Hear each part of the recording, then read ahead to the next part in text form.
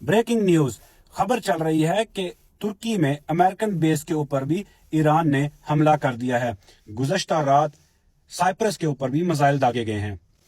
कल की खबर है कि ट्रंप ने कहा है कि हम नई क़यादत से मुज़ाकरात कर सकते हैं। तो आज सुबह ईरान की तरफ से बयान जारी किया गया है कि जब तक हम अपने हदफ हासिल नहीं कर लेते हम मुज़ाकरात नहीं करेंगे, जंग बंदी नहीं करेंगे। दूसरी तरफ ईरानी इंतजामिया से मीडिया ने सवाल किया, क्या आपको नहीं था मालूम कि आयतुल्लाह खुमैनी साहब की जिंदगी खतरे में है, तो आपने उनको महफूज जगह पे क्यों मुंतकिल नहीं किया?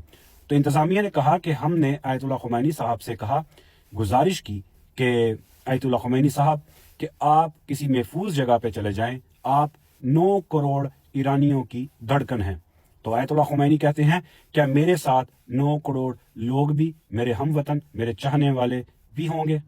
तो इंतजामिया खामोश हो गई और इंतजामिया ने फिर गुजारिश की कि इमाम आप इसी शहर में किसी और जगह पर, सेफ जगह पर चले जाएं।